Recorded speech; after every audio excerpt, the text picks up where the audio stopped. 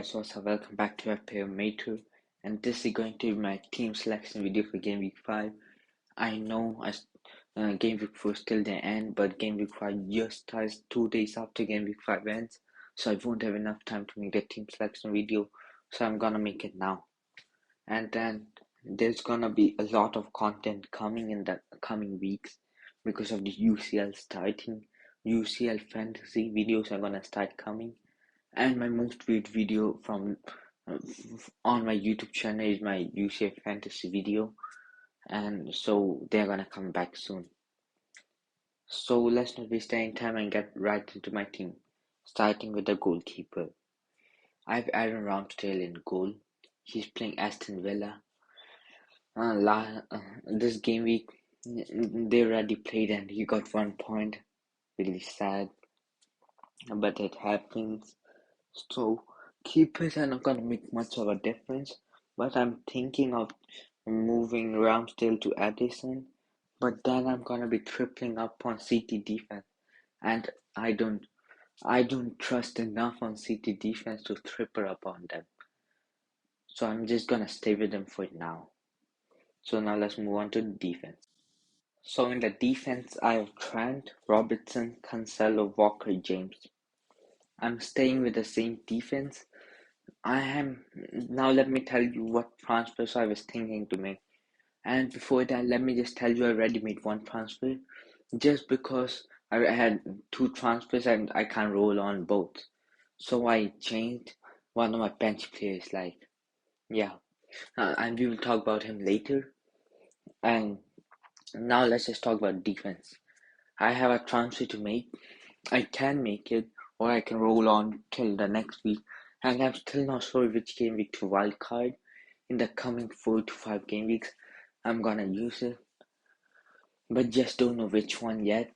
So right now I'm still gonna stick Trent and Robertson.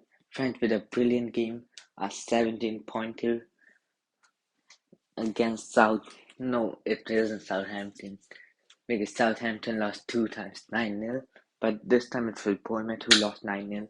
4th time in Premier League history this has happened. Once it was United Ipswich, and then Southampton Leicester, and then United. Was it United Southampton or something? I can't remember the third one, but it was someone against Southampton. Or was it Leeds? I can't remember, but yeah, 4th time in history. Trent and Robertson, sticking with them. And then they are playing Newcastle.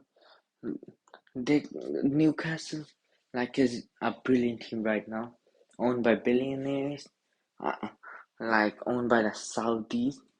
Now they can buy anyone, but they're going calmly.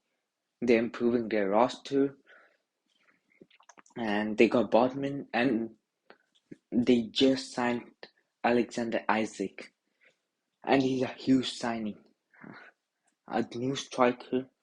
Who, if you guys don't know anything about Isaac, he's actually a striker from the Spanish league.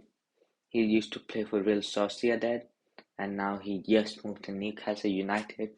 A brilliant striker. They pay 60 mil for him, and hopefully he's gonna do really good at Newcastle.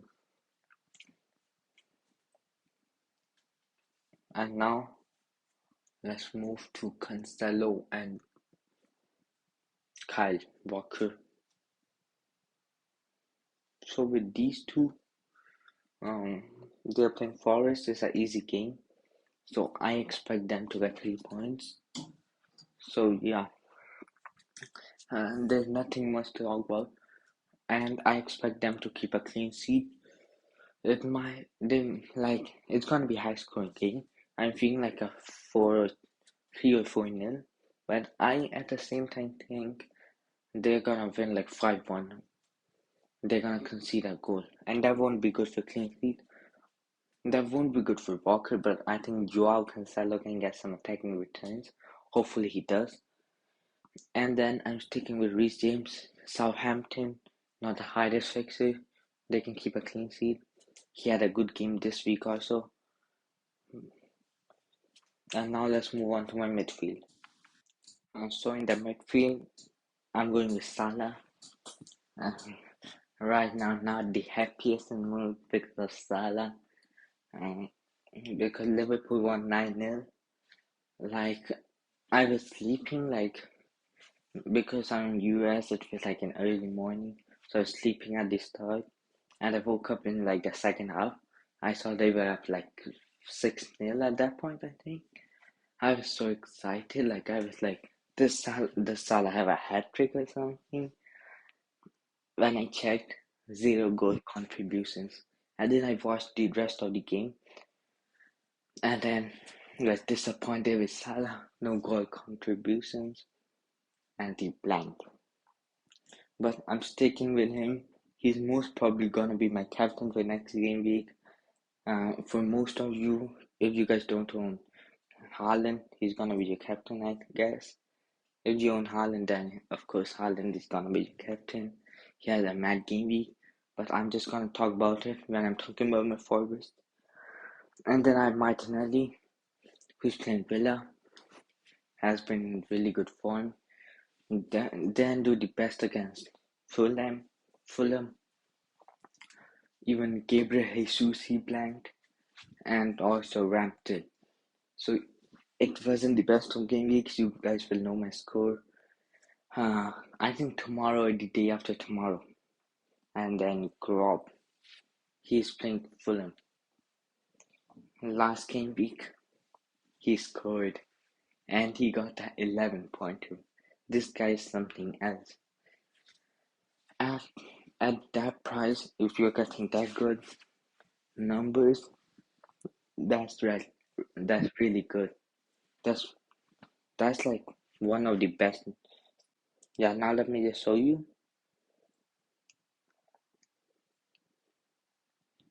Yeah, look at this. 15-pointer against United, today 11-pointer against Leeds, and then a 6-pointer against West Ham, and a 3-point against Newcastle. Some brilliant results, and altogether he has 35 points, and that's kind of mad for 5.5 mil. And now he's gonna stay in my team till the wild card, I think, and then I might move on. But now let's look at my forwards. First, let me just go through Jesus. He wasn't the best against Fulham, but he has a crazy start to the season, so I expect that to go on, and hopefully he can score against Villa and get me some FPL points. And now let's talk about Harry Kane. It's just tough not owning Haaland, but he still didn't play this game week, and he has Nottingham Forest, so he might score a goal or two and get me some points. Hopefully he does. Haaland scored a hat trick, so I don't think he can match it, but hopefully he can at least score one. And then next game week, Haaland has Forest and Kane has West Ham. So that's actually like, I mean, Forest is an easier fixture than West Ham, of course. But you guys might not know this. A fun fact: like Nottingham Forest has spent the most money in this transfer window, bringing in 15 players. More than Barcelona, City, Chelsea, Liverpool, Real Madrid, and anyone else. United, like they spent more than all of them, and every team they spent over 150 mil. Like that's kind of mad. But they bring in more than 11 players, 15. Let's see if they can help them stay up. And now I'm really tempted to make this transfer. Kane to Haaland. Haaland is right now 11.7 mil and Kane is 11.4. So 0.3 more mil. And I have the budget. I 0.5 mil in my bank, so I can make that transfer anytime. Or do I think I'm more than that. I think I 0.7 mil because I made that transfer. Let me just show you. So I'm sticking with Ward, Andres Pereira, and Archer, but I made a transfer from Leon Bailey to Da Silva. And Da Silva has had a good start to the season, so hopefully he can keep that up. And Leon Bailey is 4.8 mil, and Da Silva is 4.6. So, and Leon Bailey has went down 0.2 mil, and Da Silva has went up 0.1 mil. He's not like the best player in FPL who's gonna get you the most points, but he has had a good start to the season, and if he can keep it up, he might get me a contribution or two when I decide to play him. He's 100% not gonna play in my team for the coming game against Palace because I have a way better. I don't think I'm ready to sacrifice any of my starting 11 players for him right now. So I might make the transfer from Kane to Haaland, but looking at some people going from Haaland to Kane, even after a brilliant game week, and I think that's it for today. I might make that transfer, and if I do, I might tell you in the points reveal video. So hopefully you guys enjoyed it. Drop like if you did, subscribe channel. You guys know. See you next time. Till then, peace.